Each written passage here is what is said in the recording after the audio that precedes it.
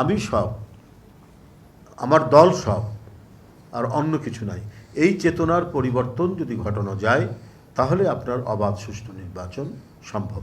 আপনি যতই ভালো সংস্কার করুন, আপনার মানসিকতার পরিবর্তন না হলে পরে কোনো কিছুই সম্ভব নয়।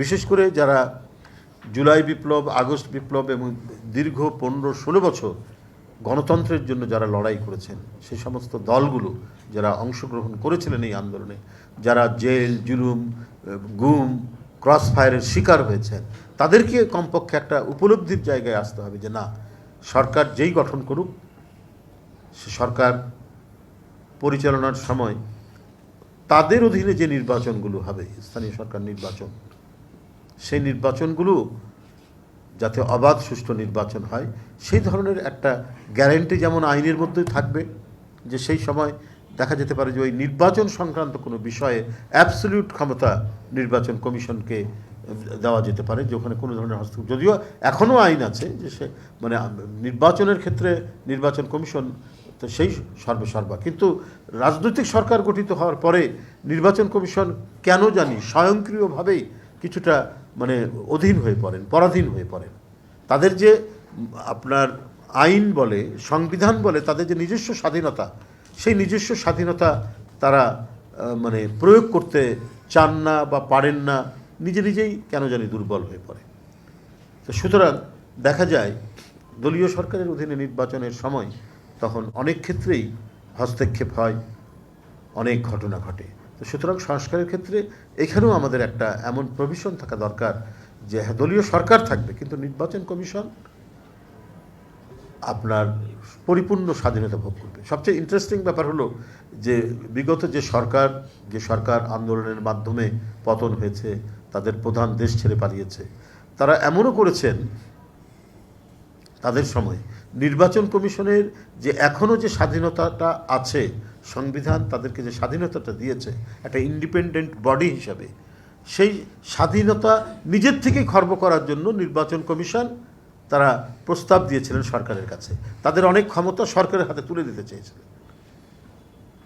তাহলে দেখুন কি অনুগত নির্বাচন কমিশন ছিল, কারণ কমিশনের যারা মানে কমিশনার হন তারা তো ওই সরকার বেছে বেছে দিয়েছে তাদের নিজের লোক, যারা তাদের জন্য স্লোগান দিতে পারে, এই ধরনের লোকদেরকেই তারা বসিয়েছিলেন। ফলে এরা ছিল মানে স্বাধীনতা কি, নির্বাচন কমিশনের স্বাধীনতা কি বা স্বাধীনতার সংজ্ঞা কি, এটাও তারা বুঝতে চাইতেন না, এবং যেটা মনে করতেন যে আমি কতটুকু চামচামি করলে পরে, স্থাবকতা করলে পরে প্রধানমন্ত্রী খুশি হবে, সেই কাজটাই তারা করতেন। এবং প্রধানমন্ত্রী খুশি হবেন যে নির্বাচন কমিশনে যারা রয়েছেন তারা যদি নিজেরা নিজেদের স্বাধীনতা খর্ব করার জন্য এটা যদি সরকারের কাছে যখন তারা পাঠিয়েছেন, তাতে শেখ হাসিনার সরকার কিন্তু তাতে বিচলিত হয়নি, বরং খুশি হয়েছে, যেটা পার্লামেন্টে আবার আইন করে সেটাকে মানে সেই স্বাধীনতা খর্ব করার প্রচেষ্টা নিয়েছে। তো এই যে ঘটনা, এইগুলোর যেন কোনোভাবেই পুনরাবৃত্তি না হয়। বিশেষ করে যারা জুলাই আন্দোলনের স্পিরিট যারা ধারণ করেন, আগস্ট আন্দোলনের স্পিরিট যারা ধারণ করেন, তারা যেন কমপক্ষে এই জিনিসটা না হয়, বরং নির্বাচন কমিশনকে স্বাধীনতা দিতে হবে, আরও বেশি স্বাধীনতা দিতে হবে, এবং কমিশন গঠনের ক্ষেত্রেও এমন ব্যক্তিদেরকে সেখানে নিয়োগ দিতে হবে যাদের সমাজে মোটামুটিভাবে একটা, কোনো মানুষের তো নিরপেক্ষ নয়, তার অন্তরে যাই থাক, কিন্তু তার কাজের ক্ষেত্রে, তার পেশাদারিত্বের ক্ষেত্রে সে কখনোই কোনো পার্টিজান ছিল না।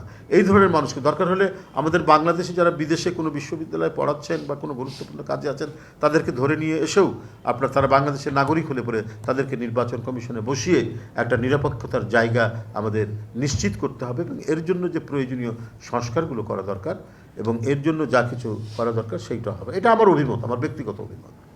এই অভিমতটা আপনাদের কাছে আজকে যেহেতু একটা গোল টেবিল, এখানে সবাই আলাপ আলোচনা করছেন, সেইটা আমি আমার অভিমতটা বললাম। এই জন্যই বললাম যে ভবিষ্যতে আর যেন কখনোই কোনো নির্বাচন নিয়ে প্রশ্ন না ওঠে যে এখানে হস্তক্ষেপ করা হয়েছে, এখানে সরকার তার প্রশাসনকে ব্যবহার করে নিজেদের প্রার্থীদেরকে বিজয়ী করেছেন, এই কথা যেন কেউ না বলে।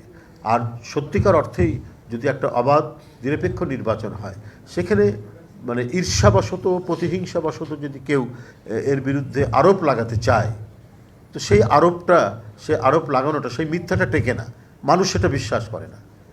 কোন নির্বাচন অবাধ সুষ্ঠু নিরপেক্ষ হয়েছে, কোন নির্বাচন হয়নি, এটা অবধারিতভাবেই এদেশের জনগণ সুস্পষ্টভাবেই তারা সেটা বুঝতে পারে এবং তারা সেইভাবেই তাদের আচরণ করে, সেইভাবেই তারা অ্যাক্ট করে, সেইভাবে একটা সরকারের প্রতি তাদের আনুগত্য এবং তাদের বিরাগভাজন নির্ভর করে।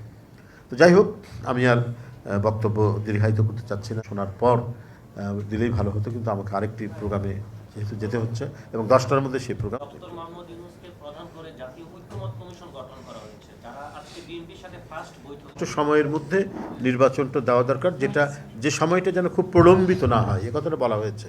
যে একবারে যদি খুব বেশি দেরি হয় তাহলে সাধারণ মানুষের মধ্যে, জনগণের মধ্যে নানা প্রশ্নের দেখা দেবে। সেই প্রশ্নটা যাতে দেখা না দেয়, এবং ডক্টর ইউনূস সাহেবের সরকার হচ্ছে জনসমর্থিত সরকার, আন্দোলন সংগ্রাম এবং গণতন্ত্রের লড়াই যারা দীর্ঘদিন রাজপথে ছিলেন তাদের সমর্থিত সরকার। তো সুতরাং এই সরকার সবসময় মানুষের সেন্টিমেন্ট ধারণ করেই তারা কাজ করবে। আর আমি গতকালকেও যেটা বলেছি, যে প্রথমটা হচ্ছে যে জাতীয় নির্বাচন, জাতীয় সংসদ নির্বাচন, যে নির্বাচনের মাধ্যমে একটি সরকারের পরিবর্তন ঘটে। এখন সেটি মানে সেই মূল কাজটা বাদ দিয়ে আমরা যদি মানে সাবসিডির কাজগুলো এটাই যদি আমরা প্রথমেই মানে শুরু করে দেই, তো তাহলে এটা মানে খুব একটা গ্রহণযোগ্য হবে না।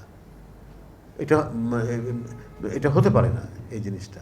কারণ মানে পূর্বের অনেকে উদাহরণ দেয়, মানে পূর্বের উদাহরণ আর ডক্টর ইউনূস সাহেবের এই সরকারের উদাহরণ তো এক হওয়ার কথা না। সেটা এক হবে কেন?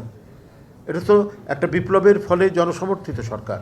এই সরকারকে নিশ্চিত করতে হবে একটা অবাধ সুষ্ঠু নির্বাচন, পার্লামেন্টারি নির্বাচন, যেটা জনগণ দীর্ঘদিন ধরে যে নির্বাচনে ভোট দিতে পারেনি, সেই আস্থাটা ফিরিয়ে দিতে হবে।